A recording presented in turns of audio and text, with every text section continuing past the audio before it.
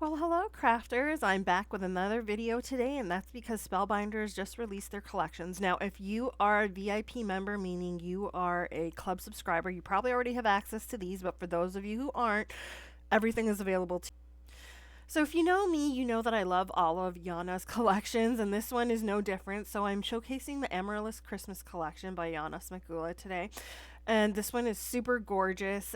It can coordinate with all of her other collections, which is what I really love about these.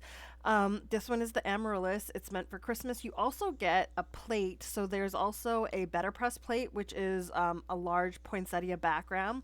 There's a 3D embossing folder with the Amaryllis, and then there's also a coordinating stencil set which goes with the poinsettia plate.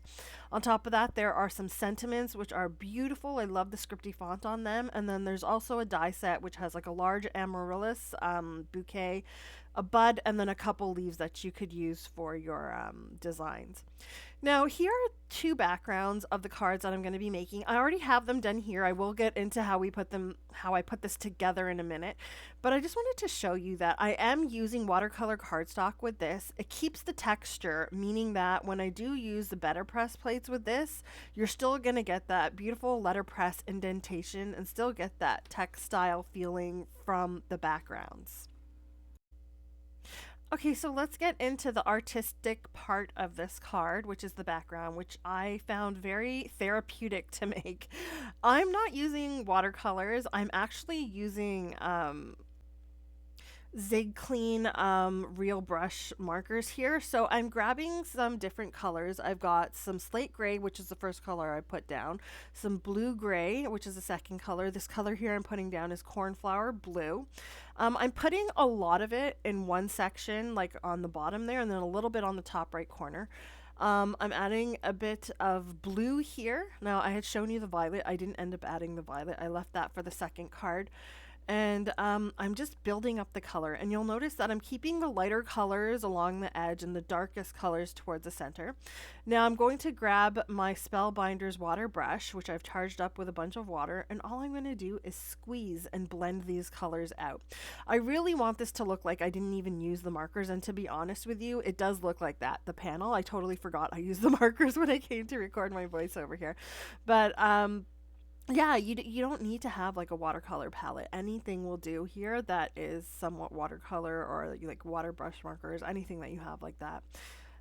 So I've blended out the color there. I'm adding a bit of splatter. I'm even creating my own droplets for the larger droplets because I couldn't really get that with this water brush here. And then I'm going to dry in between. Now, as you can see, I kept that blob of paint up at the top right a lot lighter because I did want to create a variation in tone here. I don't want it all to be that really deep blue. Like, you'll notice with watercolors, you get different layers of different colors, of different opacities. You get like, you can go from transparent to translucent to opaque, and that's generally what I find you have to do here to really give this that watercolor feel. So I'm coming in with some black here. I added some black marker to the center because I thought I wanted it to be like a much deeper blue so that I can get a nice vibrant color going. And you'll notice that as I add the layers, I'm getting those hard edges of where the water ends, and that really gives it that watercolor look that I'm going for. So if you want more layers, all you basically have to do is dry in between, create another layer with a darker color, or just add lighter layers on the side. You'll notice on the top right there I got another layer, even though they're both lighter than the first bit that I put down. So yeah, just build up your background like that. I felt like I was good with what I had here. So now I'm moving on to some gold metallic watercolor paint, and I'm using just a plain brush for this one. Now you'll notice as I put this on, again, it's so haphazard. I'm not doing anything fancy. I'm just adding a little bit of gold on top of that deep blue and then a little bit in the top left corner. I'm going to add some more splatter, a couple droplets, and then I'll dry this. You'll notice that this has more of a transparent color, and I want it to be more opaque. So I'm going to dry it in between, and then I'm going to add another layer right on top.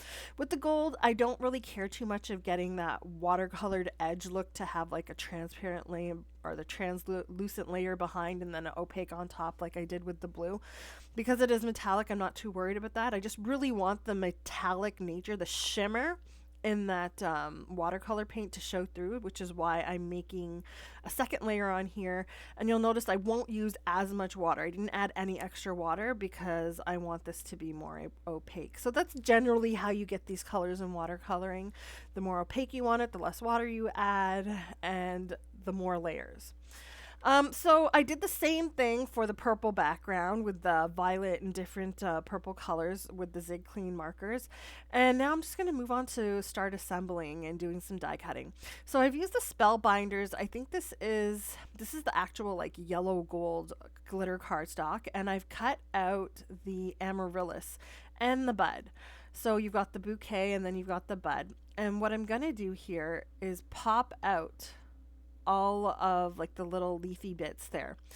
Now you can do die cut inlay with this, which is what I'm going to do here.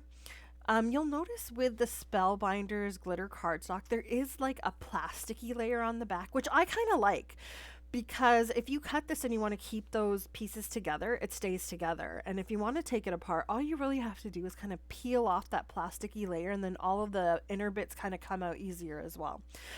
So I'm basically just picking all the pieces out of the center here. And then what I'm going to do is I'm going to cut another, I think 2 of these out of some white cardstock. And then I'll add some press and seal behind there to keep all the die cut pieces together to do an inlay technique. So you can see for the inlay technique, I am trying to keep all of those little bits in the die right now. And I'm going to take a piece of press and seal here, and I'm just going to kind of push up against all of those die cut bits from behind, from the other side of the die.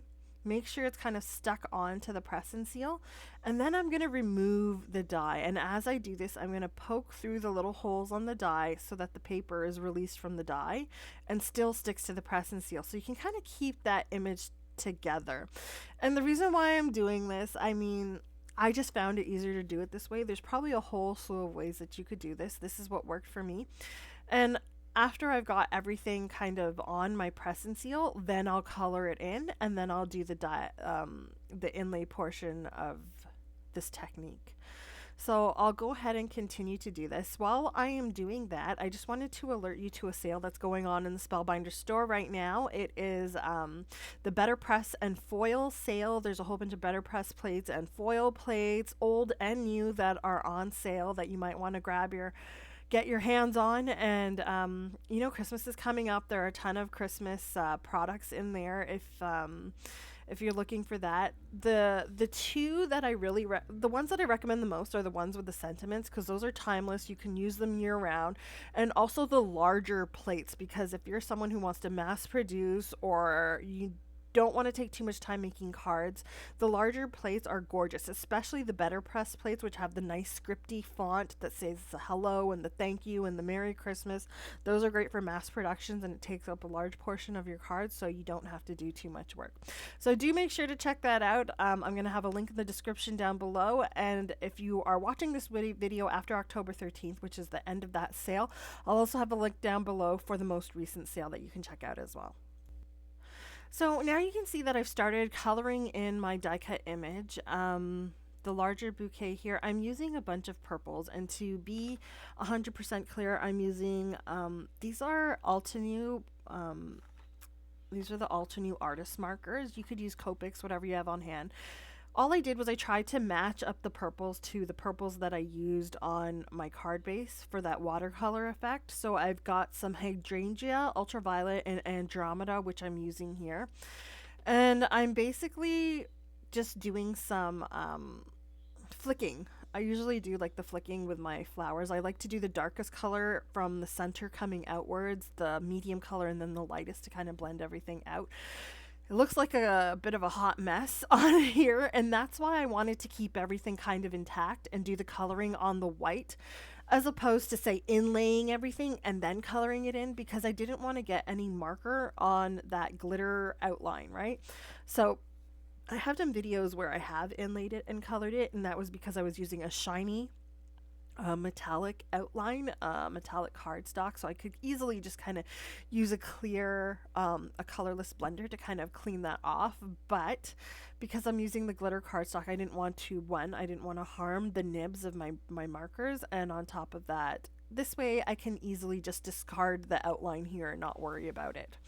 So I'm going to go ahead and color this in. As I mentioned, I'm just doing that flicking technique and pulling the color in towards the center or the outside, the lightest color on the outside or center, in order to fill in and color in these petals. I'll do the same thing with the blues, but using, again, colors that work best for the colors that I used on my watercolor background that we created in the beginning.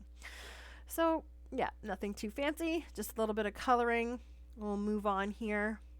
So now that I've got that done, I've also got the bud, which I colored in as well. And for the blues, I've got Tide Blue, Starlight, and what was the other color? I think Tide Blue, Starlight, and Turquoise.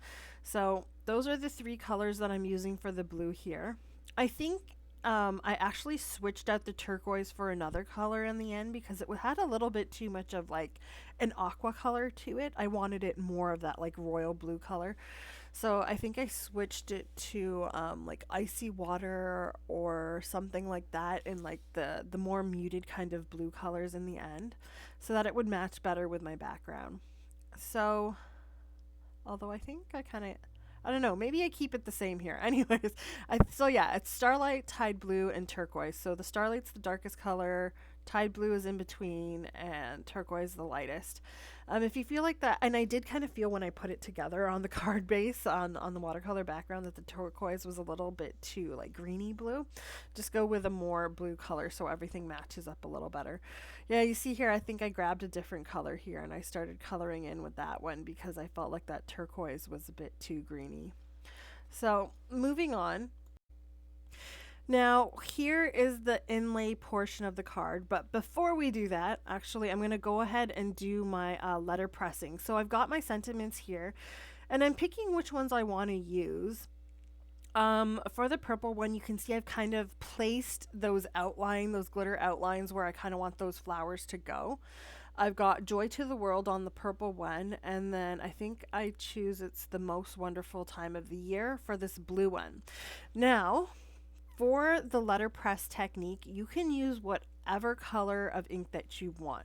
You could use the black ink to help the color stand out a little more, or in my case, because I had that whole gold thing going on, I thought I would use some gold pigment ink to do my letterpress technique. And keep in mind that the archival inks for the BetterPress are what's recommended. So it's the BetterPress archival inks, which have a different formula than plain old archival ink. Or you can try using different types of colors and products and stuff of ink. It's up to you. I do have to say oxide inks work really well with this. Pigment inks work really well with this. They have that sticky part of the ink that kind of sticks to the plates, which holds the color really well. So you can see here, I positioned the sentiment on my card base here, and then my card background, I kind of flipped it so that I'd get the right placement on the BetterPress plantain. And then I went ahead and I put it through. The plantain or the chafe, I'm sorry, I always mess up the names for the BetterPress, but basically the platform, right? So I did the same thing here. I positioned it on my cardstock, and then I flipped it, and then I just kind of make sure it's lined up with the lines on the grid to make sure it's straight. I tape down that piece, and then I'll go ahead and add my ink. I'm just using some Enchanted Gold ink here, which is a nice yellowy gold, and then I'm going to BetterPress this into that background. So I'll go ahead and put that through, and you'll notice that this one didn't come out as well as the last one. Probably because it was on the purple. It's kind of hard to see. So don't worry about that. I'm going to fix that. What I'm going to do is I'm actually going to foil this sentiment instead. So first of all, grab one of the markers which matches pretty well. And I think this one is the ultraviolet. It matches that purple watercolor splotch that we have on the background, so that when I do foil this, I can put it on top and the background's kind of it's going to be continuous. I'm not going to get like a white sentiment there. I want everything to kind of blend together. So I'll go ahead and I'll grab some gold foil. I think this is the brass actually. This is Spellbinders brass foil. It has like the yellow tinge to it. So again, it goes well with this color scheme. I'll go ahead and place the plate on top of that marker that I put onto the cardstock, and then I'll tape this down. I am using hammer mill paper here instead of sticking with the watercolor cardstock because I want it to foil really well. Came out nicely, and now I can use the coordinating die to cut this out, and then I can just kind of fix my background by placing this on top of it. So now I'm actually using the Spellbinders Scout, which I haven't used that often, but I love to pull it out and use it when I can. I'll go ahead and cut this out using this. And voila, simple as that. So there's my sentiment. Now let's go ahead and start doing our inlay process. Now this is what, besides the coloring, might take a lot of time. Depending on how long it takes you to kind of piece together what goes where. But because we kept everything together, it's basically like you've got the outline with it, so you should know where everything goes. It's not like when you pull all the pieces out and you're like, oh no, it's like a puzzle. Where the heck does everything go, right? So this is a little easier, and this is why I kept everything together. That way I know that, that large piece where the anthers are, go right there, and, it just makes it so much easier, especially when it comes to having all those little pieces. You don't want to lose them. This keeps all of them intact and available for you so that there's no issue with losing any pieces as well. So the hardest part about this is this first piece here. So what I recommend is kind of lifting up those, the anther and filament, which would be the stamen. I always confuse the name, but anyways, the center of the flower there. Then inlay the die cut and move those little anthers around so that you can get them to go where they're supposed to in that die cut. Then once that's done, all you pretty much have to do is pull out all of the other petal bits and stick them in the exact same spot where you pulled them out, right, from the press and seal. So I felt this was the easiest way to do it, and you can see that the colors are working perfectly with that background. They seem to match really well. So that's how you know you did it right. Although, keep in mind, you don't have to do a monochrome design like what I'm doing here. If you want, you could use more than one color. So you could have your watercolor bits in the background there being one color, and then use a nice contrasting or complementing color to go on your flower. If you wanted to keep this with that like antique-y classical feel, maybe you don't want to use color on the flower. Maybe you want to make the flower more neutral, so then you could use some maybe beiges, which kind of tie in with the gold there. If you're going with silvers instead of gold, you could use gray. And then if you don't want to do that on the flower, you want your flower to stand out more than your background, you could use the color on your flower and use the grays or the neutral colors on your background. So there's so many ways that you could change up this design and make it work for you for different occasions, events, depending on what you're making these cards for. Keep in mind, I'm using Christmas sentiments here. So these are unconventional Christmas cards in terms of being an unconventional Christmas palette. I like doing things a little differently. I don't like to stick to the norms of the green and the red, and the blue can kind of fit because, blue for snow and stuff like that. But the purple definitely is not a Christmas color, and I love giving cards like that because people don't expect it, right? It's a little unique, and I love that. I love uniqueness in everything. So I'll go ahead and continue in this manner. Now, if you're someone who's like, oh my God, this is going to take me forever, I don't want to do that, I will say one thing. This is actually pretty therapeutic. It's a puzzle, but it's a puzzle where you know where all the pieces go. So it actually makes it pretty satisfying when you're just basically sticking them in the little places and you see how that flower comes together and how pretty it looks. So that's one point. And the second point is that if you don't want to do this, just use the outlines. You don't have to actually color in the flowers. Just use the outlines, the gold bits, and you could just do the card like that without actually coloring in the flower. So you can see that I finished off the blue background. I'm now just taping down the Joy to the World on the purple card. I already inlaid everything. I didn't want to show you that process twice because it does take some time. Granted, it doesn't take as much time as if you had all of those pieces separate and you didn't have it stuck on the press and seal. So I did try and make it a little easier with that. I'm going ahead and I'm using some strong double-sided adhesive. When I do watercoloring and I use this type of cardstock, I do like to use strong double-sided adhesive to stick these down. I'm not going to have a border. This is going to be an end-to-end card. It's exactly the size of the card base. So one of the cards is a top folding and one of the cards is a side folding, just for a bit of variation. So we'll go ahead and stick both of these down. And then it's just a matter of adding a few more accents. So while I've got a second here, I just wanted to remind everyone, if you're watching this video and you like these products, everything that I've used is linked in the description below. There's a link to this collection in the description below. I really highly recommend checking it out. I love these. I love this collection in general because you get the Amaryllis, and if you don't want the Amaryllis, you can also get the poinsettia. If you liked, if these cards inspired you, I definitely would appreciate if you use my links. They are affiliate links, meaning that I get a small commission for providing you with this free content at no extra cost to you at all. It's just basically a thank you for me sending you to their site for having inspired you. I'm using some gems to fill in these cards here. I've got some gold ones to go on the purple one, and then I had some blue ones that I put on the blue one, and that's pretty much going to finish up these two cards. If you haven't done so already, please do like and subscribe. I would love to have you part of my crafty group here. I am going to be having some videos coming up soon. I know I keep saying it, but it's coming, that are going to have some giveaways, and I'm going to start having some monthly giveaways for you guys. So please do subscribe, because that's going to be a stipulation of the giveaways, to be subscribed. So I'd love to see you guys in my next video. I hope you've been inspired, and I will see you again. I'm definitely going to have some more videos with the rest of the collections that were released from Spellbinders this month. Take care and see you again. Bye.